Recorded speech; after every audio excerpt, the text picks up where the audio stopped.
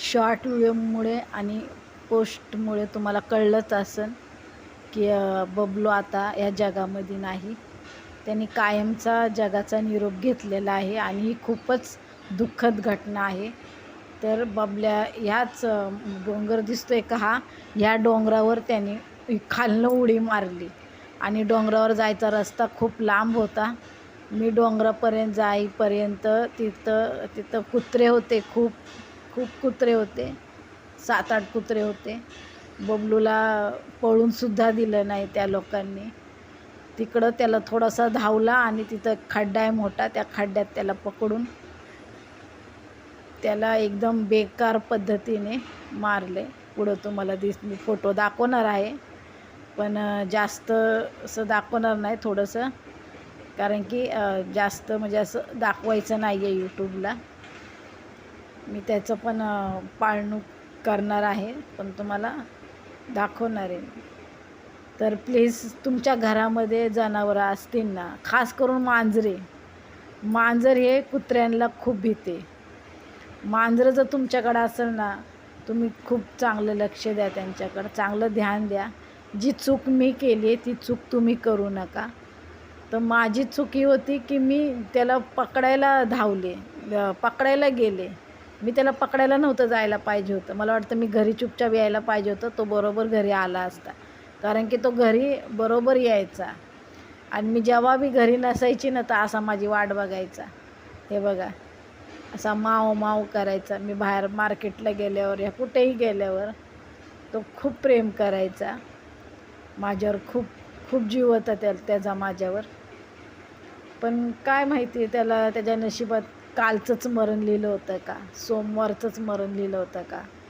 सकाळी 7:30 वाजताच तो गेला आणि त्याच्यापर्यंत जाईपर्यंत त्याला मारून टाकलं होतं त्या कुत्र्यांनी. तो झाडाच्या जवळ जाणार होता, झाडाला पण जाऊन दिलं नाही त्याला. आणि तो झाडावर चढला असता तर बहुतेक तो वाचला बी असता, पण त्याला झाडावर पण नाही चढून दिलं त्या कुत्र्यांनी आणि खालीच त्याला मारून टाकलं. खूप वाईट वाटतं जेव्हा आपण लहान पोरासारखं त्या प्राण्यांना सांभाळतो.